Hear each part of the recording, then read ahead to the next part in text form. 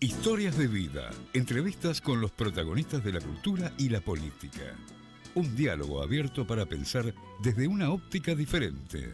Voces y memorias, los domingos de 12 a 13 con la conducción de Hernán Dobrí.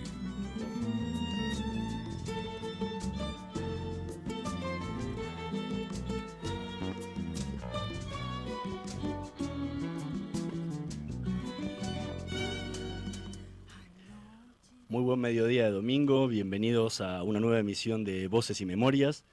En esta oportunidad nos acompaña un cordobés, que primero fue músico, luego se volcó a la neurocirugía, finalmente al psicoanálisis, pero en el medio y en paralelo a todo esto, siempre se dedicó a la literatura, por la que abandonó todas sus anteriores profesiones. Entre sus libros se encuentran Operativo Siesta, y La rama llena de frutos, todos los cuentos, y Importancia por contactos, todos los cuentos, justamente como libros de cuentos.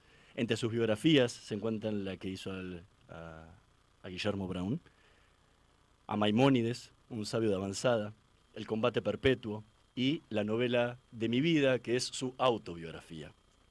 Después, entre sus novelas, que son las más famosas, Refugiados, Crónica de un Palestino, La Cruz Invertida, Cantata de los Diablos, La Conspiración de los Idiotas, Profanación del Amor, El Combate Perpetuo, La Gesta del Marrano, La Matriz del Infierno, Los Iluminados, Asalto al Paraíso, La Pasión según Carmela, Lioba corre hacia el poder, La Furia de Evita y Sabra, en coautoría con Gustavo Peretnik. Y entre sus ensayos se encuentran Canta esperanzada un general, Puente sobre el abismo, El valor de escribir, Un país de novela, Viaje hacia la mentalidad de los argentinos, Memoria de una siembra, Utopía y práctica del PRONDEC. Después Elogio de la culpa, Nueva carta esperanzada a un general, Diálogo sobre la Argentina y el fin del milenio, y nuevos diálogos, ambos con Monseñor Justa Laguna, El atroz encanto de ser argentino, El cochero, Las dudas y las certezas, Las redes del odio, Qué hacer, El atroz encanto de ser argentinos 2, Pobre patria mía, El elogio del placer.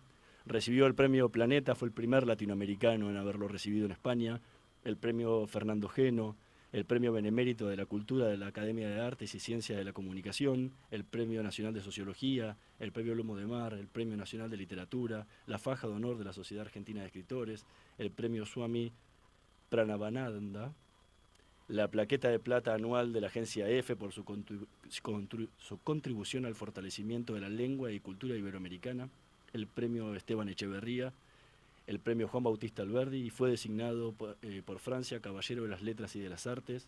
Le ha otorgado el doctor honoris causa de la Universidad de Tel Aviv, la Universidad Hebrea de Jerusalén y la Universidad de San Luis, y en 1995 la Sociedad Argentina de Escritores le confió el Gran Premio de Honor por la totalidad de su obra. Hoy nos visita en Voces y Memorias Marcos Aguinis. Bienvenido y muchas gracias por estar aquí. Gracias a usted. En su propia autobiografía va detallando todas las diferentes profesiones las que tuvo, desde sus comienzos como músico y concertista, luego la neurocirugía, el psicoanálisis y obviamente la literatura, que es la que atraviesa toda su vida. Pero hay una que dice que la abandonó desde el comienzo, que fueron las artes plásticas. Sí. Y lo cito textualmente: las artes plásticas eran una pasión que me sacudían con brío, mucho brío, pero que abandoné. No le di la oportunidad de convertirse en algo parecido a una profesión. ¿Por qué? Es cierto. Yo dibujaba muy bien. Cuando iba a la escuela me lucía dibujando, e incluso a los compañeros que dibujaban mejor que yo los trataba de mirar y aprender de su técnica. No tenía profesores de dibujo que fueran muy inteligentes o muy buenos didactas, pero yo dibujaba bien y pintaba bien. De modo que era un aspecto bastante apasionado, y decía yo que era algo que llegaba hasta al extremo de la locura, porque mis padres tenían una mueblería, una modesta mueblería, y vivíamos en Cruz del Eje, donde había mucho polvo. Y entonces la superficie horizontal de los muebles se cubrían de polvo. Y yo con el dedo siempre hacía algún dibujo arriba. Dibujaba algún rostro. Dibujaba a Sarmiento, dibujaba a San Martín, dibujaba algún prócer, a Belgrano. Y después lo empecé a dibujar a Teodoro Herzl. De modo que esa pasión por el dibujo fue muy importante. Pero paulatinamente lo fui dejando. Lo fui dejando porque ya tal vez no había tiempo para hacer tantas cosas. Y nunca volvió, por lo menos no profesionalmente, No sino profesionalmente, sí. como Sí. gusto a seguir No, pintando. me interesa el arte, desde luego. He leído mucho sobre el arte. El arte de todos los tiempos, por cierto, por supuesto, el arte clásico, el arte romántico, el arte renacentista, el arte moderno. Concurro muy seguido a los museos y cuando he viajado por distintos países, la presencia mía en los museos es algo que nunca falta. De modo que el arte siempre me ha interesado. Pero no ha vuelto a pintar. Pero no he vuelto a ejercerlo. Sí. Ni siquiera como un hobby en su momento. No. A veces mis nietos me piden que dibuje algo para de revelarles que es cierto, que sé dibujar fácil y bien. Entonces le hago un dibujo. Pero, por ejemplo, Sábato en sus últimos años se dedicó a pintar más que a escribir. Probablemente Sábado tenía una dificultad muy seria con la vista. Sí. Y además había en él una suerte de freno a la escritura. Él había dicho que después de Sobre Héroes y Tumbas no iba a escribir otra obra. Y durante muchos años se esmeró en demostrar que, por ejemplo, Cervantes se conformó con el Quijote y las demás obras son secundarias. Y así habló de varios escritores que tenían una gran obra que lo destacaba y el resto no tenía mayor importancia. Y él había escrito Sobre Héroes y Tumbas. Después, casi a presión de las editoriales, publicó Armagedón. Pues no Armagedón, Avalón el Exterminador. Avalón el Exterminador, Avalón, exactamente. Que fue una obra que se la pidieron y que no es muy buena.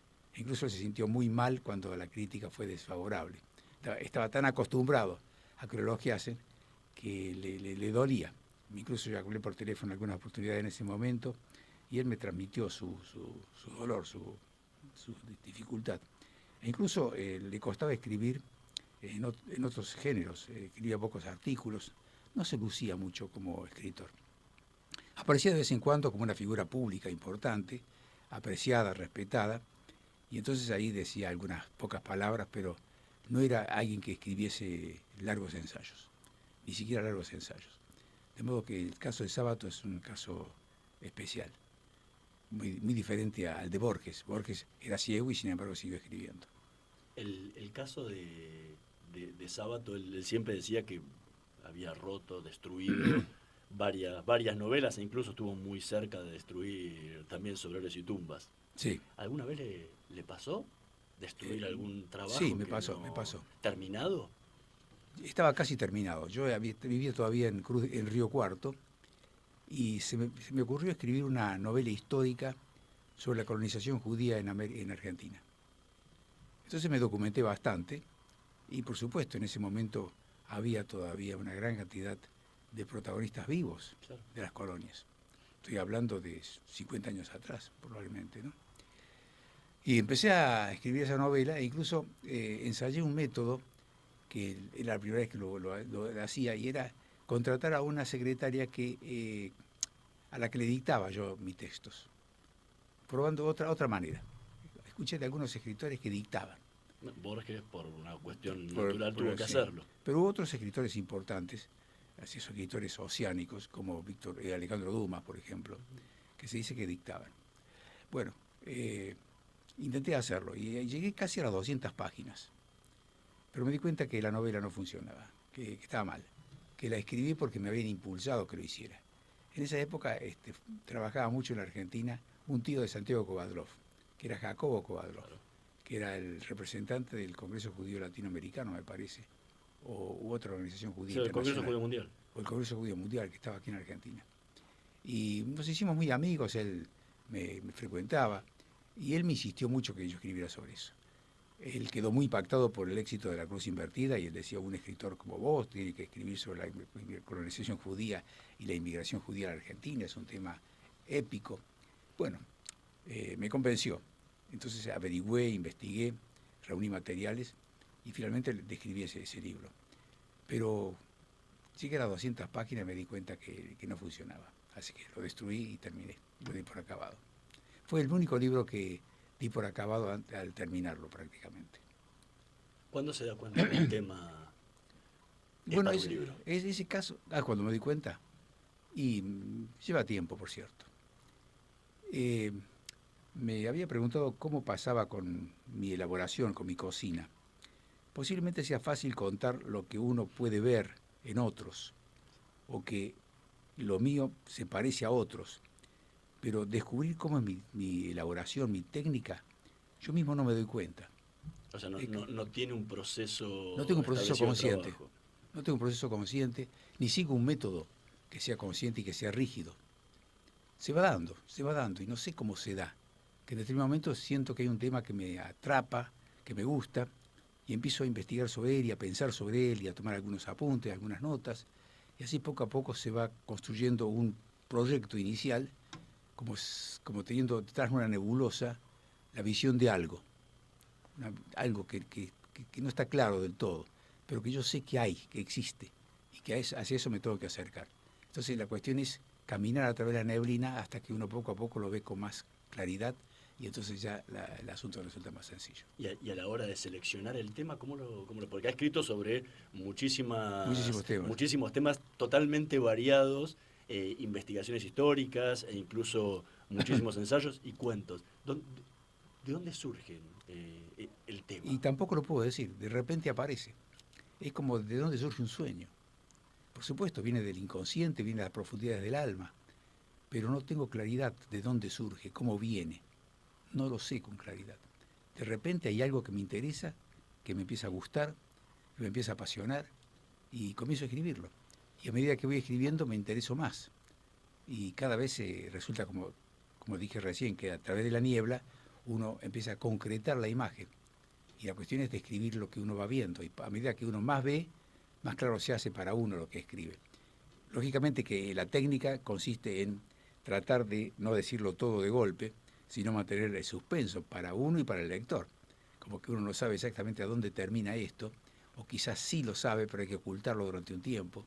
Esto es parte de la técnica, desde luego. ¿Y eso se va dando mientras escribe? Mientras ¿O ya escribo. al momento en que se va a sentir a escribir ya tiene idea, No, ya no, tiene claro dónde va a terminar? no tengo todo claro.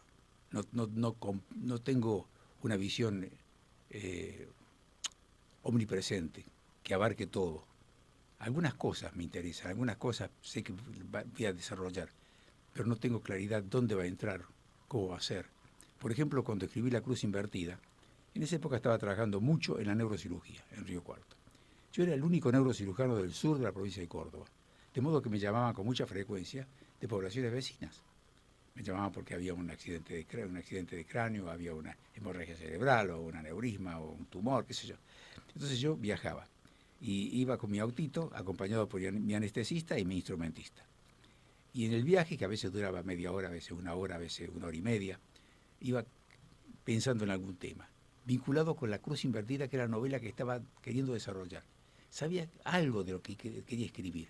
Yo había tenido unas experiencias muy importantes antes, sobre lo que hablo en mis memorias, y sabía qué quería escribir, pero no lo tenía con toda claridad bien definido, ni tampoco el orden exacto.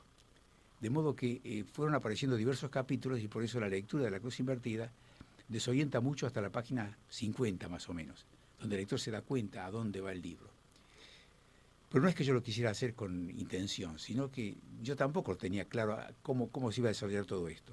Pero luego me di cuenta que lo iba enhebrando, en forma inconsciente quizá. Yo había tenido experiencias muy fuertes en Europa, antes de venir de un regreso a la Argentina. Una fue mi encuentro con el Papa Juan XXIII, que lo encontré en Roma.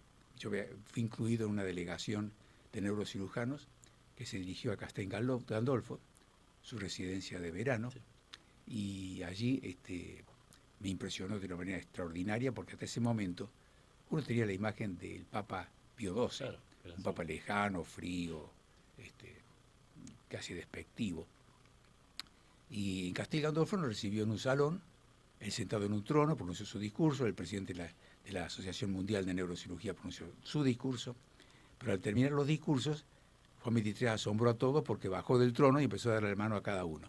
Y a medida que se me acercaba yo sentía que me iba a desmayar, que yo no podía creer que un papa se acercara a mí y que le diera la mano.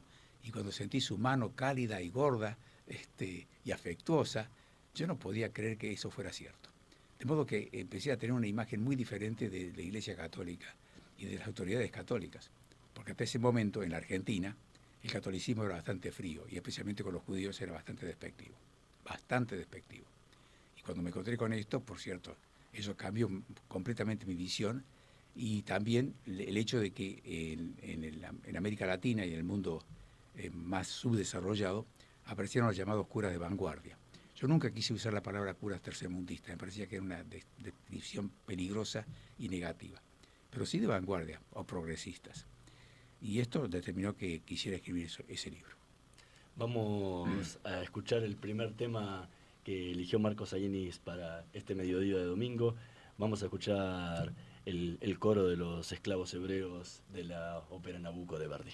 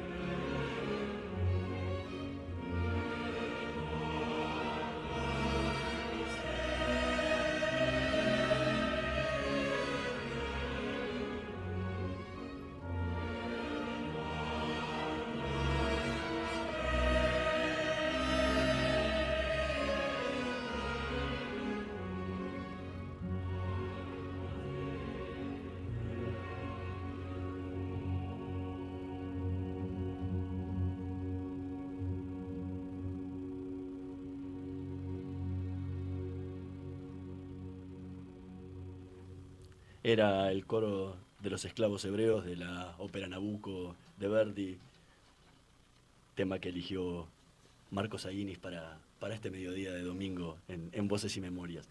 Recién estábamos hablando un poco del proceso de escritura. En su autobiografía cuenta que cuando escribió La Matriz del Infierno y Los Iluminados, dice, ambas fueron escritas tras una exhaustiva investigación.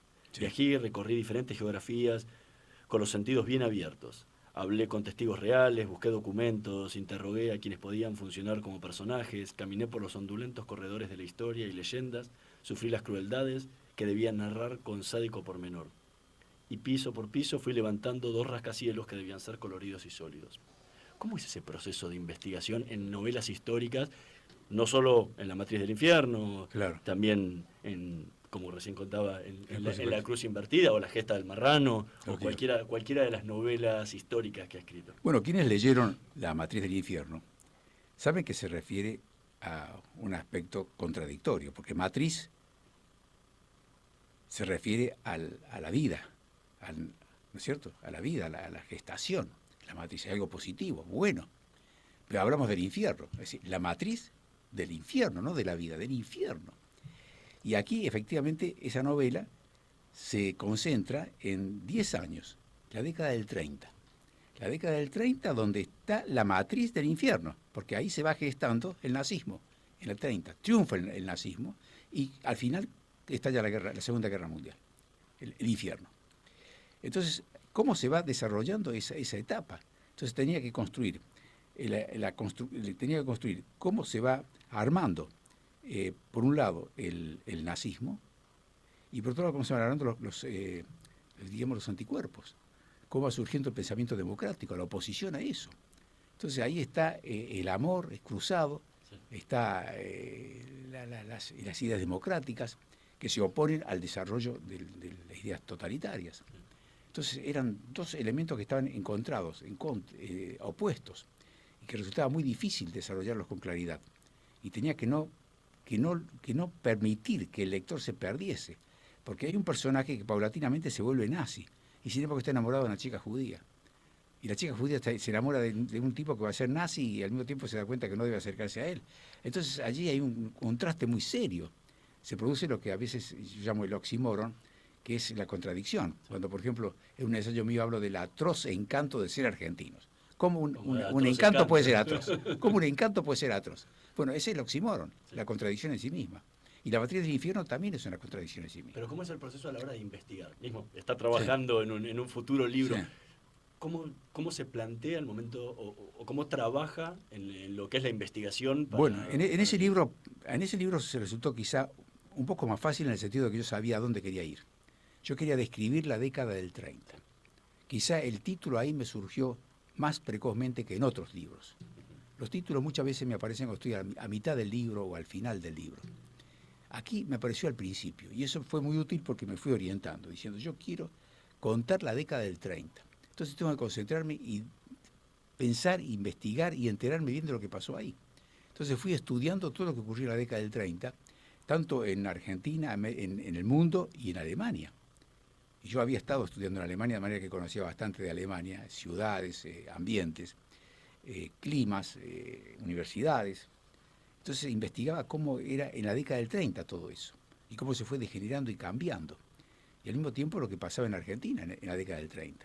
La Argentina también es un país que en la década del 30 pasó por cambios muy notables, porque fue la década en que se derrocó a Irigoyen, la década en que se terminó la democracia, la década en que un poeta tan lúcido y tan inspirado como Leopoldo Lugones, que fue invitado al centenario de la batalla de Ayacucho en Perú en 1924, la batalla de Ayacucho fue en 1824, a los 100 años, pronunció un discurso en que incluyó la siguiente frase: es la hora de la espada. ¿Cómo un poeta tan lúcido, tan sensible, tan notable como Lugones largó esa frase? Porque en ese momento el nazismo sedujo a mucha gente, sedujo incluso a gente muy lúcida que se volvió nazi. Y uno diría, no puede ser que ese sea nazi. Fue la década en que se destituyó a el presidente Torcuato de Alvear, que fue un presidente extremadamente honesto y eficaz. La Argentina era el país que en ese momento causaba asombro en el mundo. Estaba entre los 10 países más desarrollados del planeta, la Argentina. Es que se lo proscribió Alvear. Y no, Alvear cayó. Alvear terminó la elección. Él es el único radical que termina el proceso presidencial completo. Sí, lo que decía que se fue la década donde se lo proscribió Alvear, no podía participar de las elecciones. Después, claro, se lo derroca a Irigoyen, y... que estuvo 2 años en la presidencia, se lo derroca a Irigoyen y queda prohibido el radicalismo. Y en los otros libros, por ejemplo, en La gesta del marrano es una investigación histórica también. En Perú, en Argentina. Exactamente. O sea, es muy diferente de la matriz del infierno, por ejemplo. Entonces ahí viajé a Perú y traté de averiguar bien cómo funcionaba la Inquisición y visité la biblioteca de la Inquisición, que está todavía en Lima, y conocí cosas de España también y de América Latina, ni hablar, el norte argentino, por ejemplo, donde se despliega el protagonista mío y el paso de la cordillera de los Andes para llegar a Chile, todo eso lo tuve que viajar, conocer personalmente y después tomar notas, ¿no?, sobre eso. Vamos a ir a una pequeña pausa y en unos minutitos volvemos.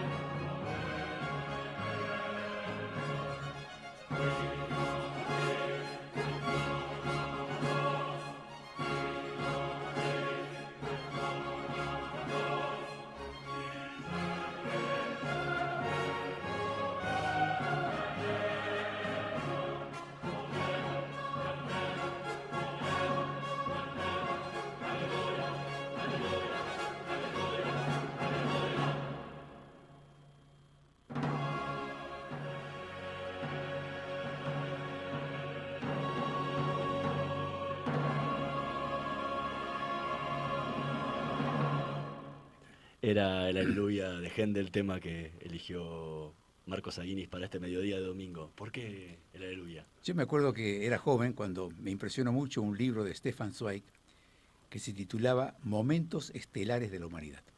Y entre los momentos estelares cita el caso de Händel, que tuvo un colapso cerebral, que parecía que se había muerto, y después de unos días de coma se recupera. Y al recuperarse, Händel le escribe el Aleluya. Y lo estrena en la Catedral de Londres. Y mientras se tocaba todo el Requiem, estaba presente el rey de Inglaterra. Y al empezar los acordes del Aleluya, el rey se puso de pie. Lo impresionante, lo impactante que es.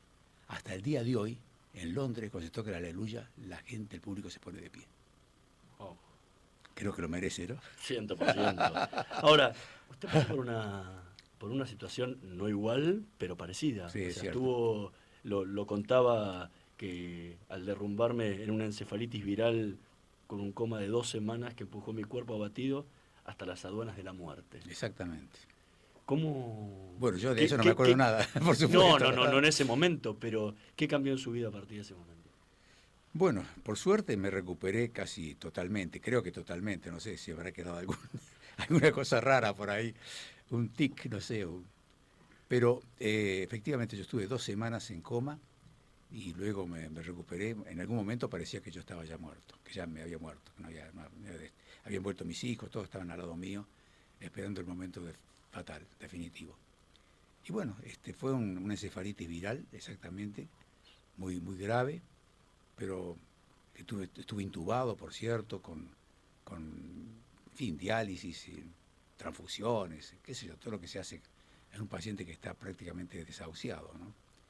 Y luego me recuperé, me llevó un tiempo volver a tener la fuerza física, poder caminar. Al principio tuve que hacer varias semanas de rehabilitación y paulatinamente comencé a tener la fuerza física también.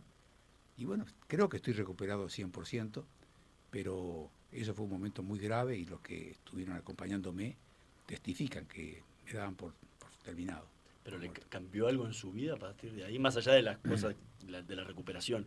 Digo, es un momento donde Sí. uno está muy cerca de la muerte. Sí, sí. Bueno, yo no recuerdo nada de lo que pasó ahí. Sí que tuve algunos sueños antes de despertar que estaban vinculados con algunas cosas que ocurrían alrededor mío.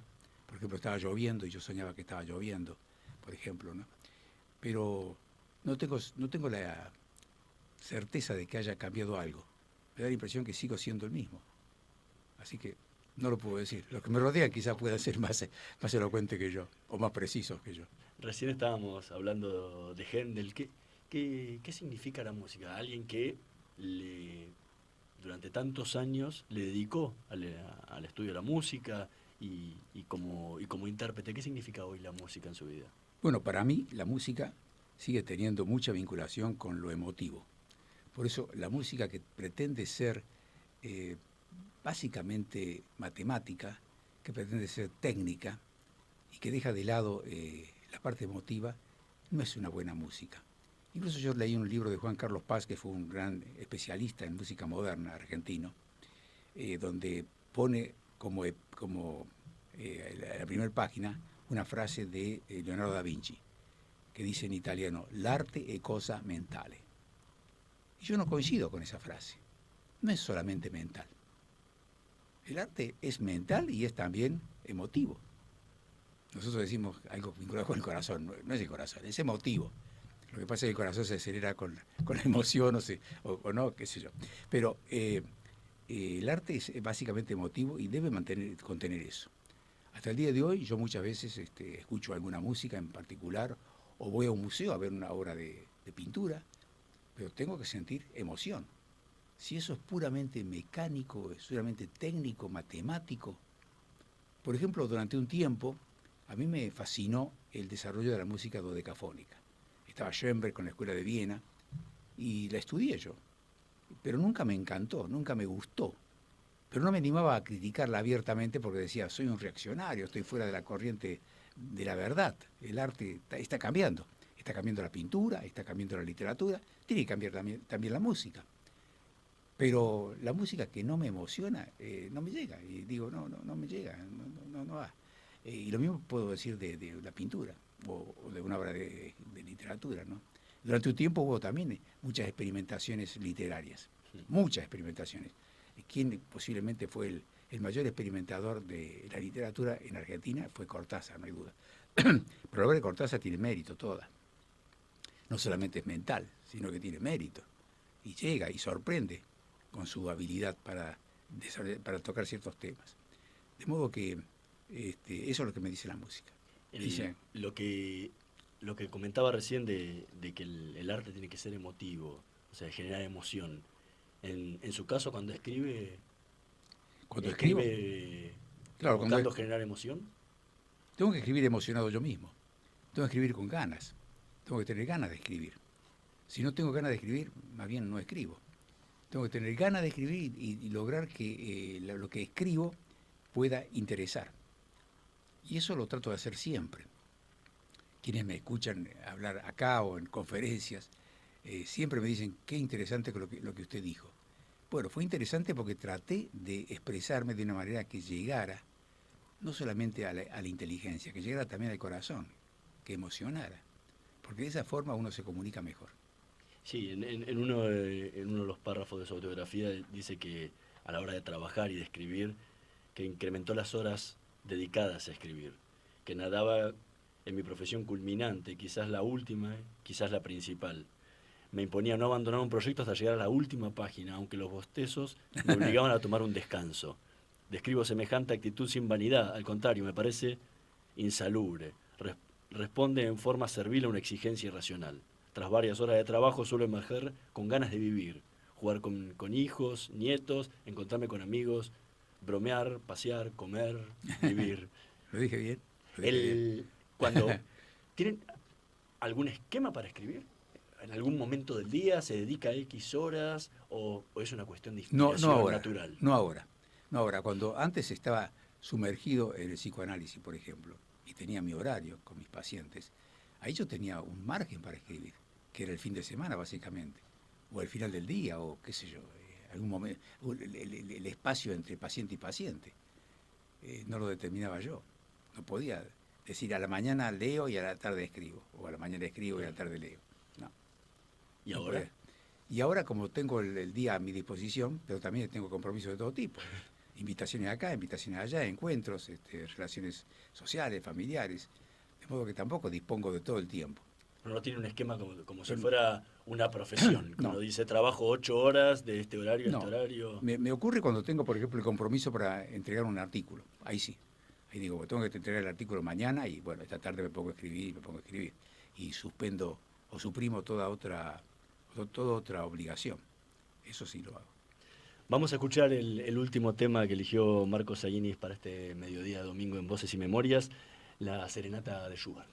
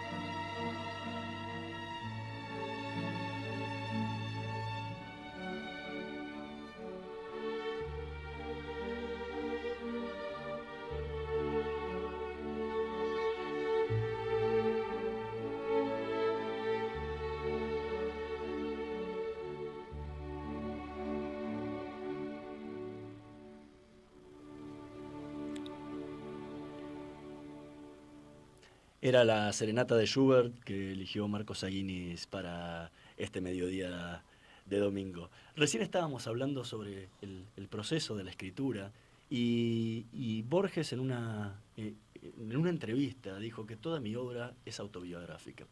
Y en una conferencia María Kodama agregaba: todo lo que volcado en la hoja del escritor pertenece a su vida, a las imágenes de las observaciones, a las emociones, a todo lo que su imaginación y razón transmite en su vida de autor, no en la de otro.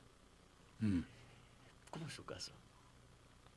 Yo creo que es ¿Qué tiene de inevitable. autobiográfico? Yo creo que es inevitable que uno pone cosas autobiográficas. Por lo menos las cosas que a uno le han emocionado, le han interesado.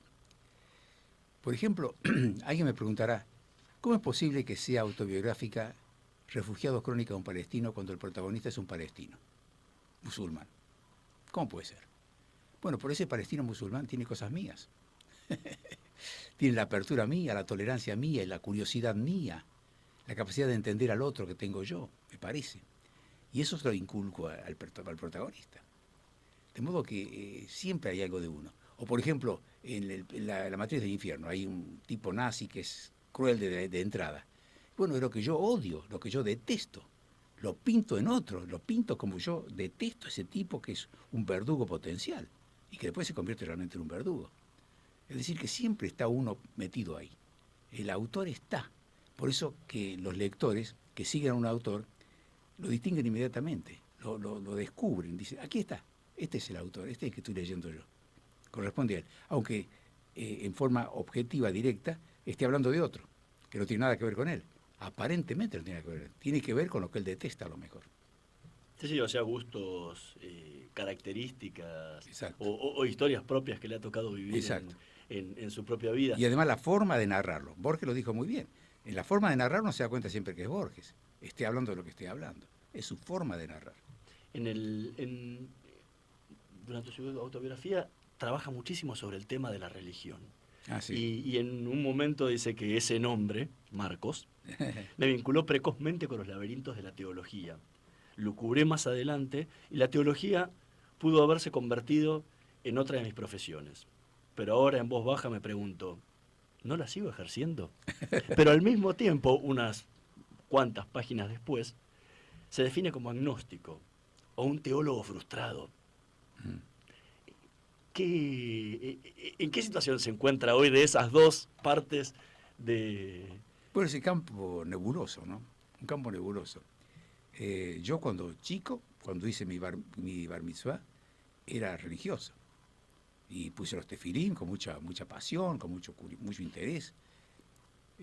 Pero poco después me convertí en un agnóstico. Empecé a leer de aquí, de allá, a interesarme sobre críticas al texto bíblico y a las religiones en general. Pero su primera biografía fue la de Maimónides. Sí, claro. Pero en Maimónides yo hablaba de un sabio, no solamente el teólogo. Era un sabio, era un médico, era un filósofo. De modo que no solamente era el teólogo.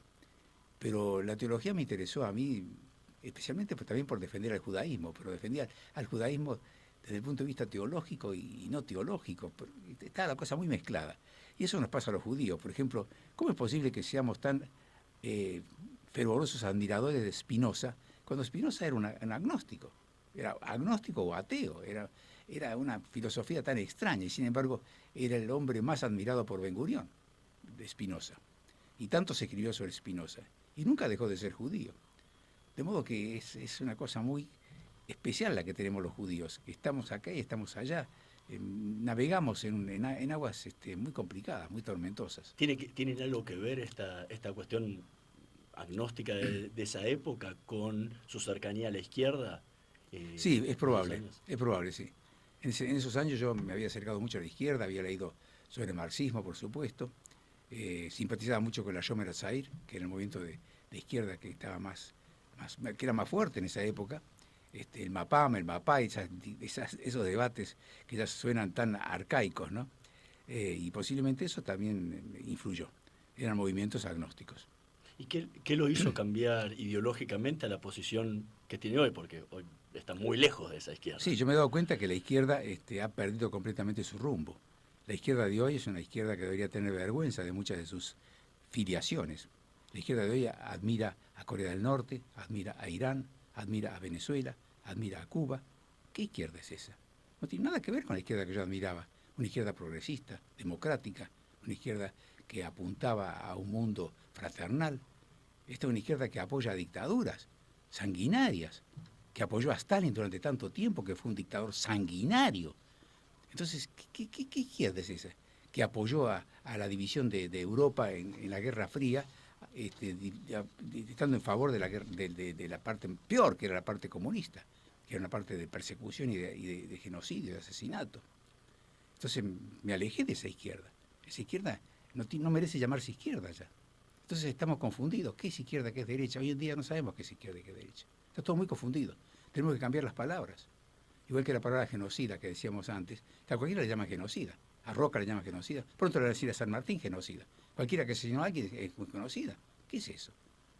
Es una distorsión completa de la palabra. Eso no es un genocida. Bueno, lo mismo ha pasado con la izquierda y la derecha. Sin embargo, en su autobiografía le dedica especialmente, como a pocos personajes en su vida, un lugar muy especial a Hermann Schiller y a su diario Nueva Presencia, sí, que era un diario totalmente de izquierda. Sí, es cierto.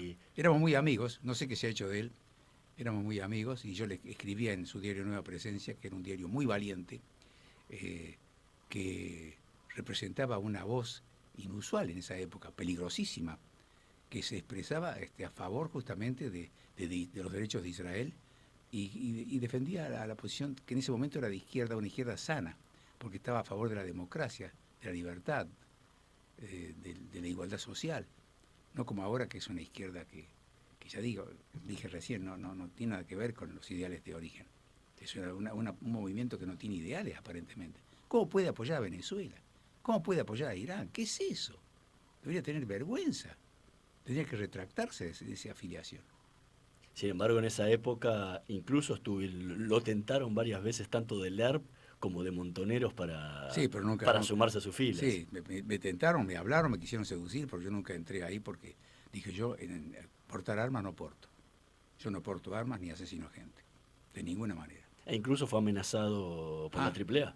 Fui amenazado por la AAA, claro, sí, efectivamente. ¿Por qué no quiso reunirse con Perón cuando estuvo en España? No tuve interés en ese momento. Sí, porque usted lo dice, me negué a entrevistarme con Perón porque en mi cabeza prevalecían sus abusos. Sí. ¿Se arrepiente de eso? Posiblemente me arrepienta. Hubiera sido muy interesante conocerlo a él. Como novelista, diríamos. Conocer a un personaje muy especial. Además, Perón era un hombre tan contradictorio que vale la pena escucharlo. ¿Qué me habría dicho a mí? Un hombre, por ejemplo, que aceptó que en su himno se diga qué grande sos. Un himno tan pueril, tan infantil. Me hubiera gustado conocerlo, ¿no? Decíamos que ningún otro movimiento político tomó el nombre de su líder. Ni el maoísmo se llama maoísmo, ni Stalin se llamó stalinismo, ni Hitler se llamó hitlerismo. Tenían otros nombres. Perón se llamó peronismo. Es decir, una autorreferencia escandalosa. Hubiera sido interesante conocerlo. A ver qué me decía a mí. Bueno, le agradezco muchísimo por haber compartido este mediodía de domingo con nosotros acá en Radio High. Yo soy el agradecido. Y un gran saludo muy afectuoso a todos los oyentes de esta radio. Nosotros nos despedimos hasta la próxima semana en una nueva edición de Voces y Memorias.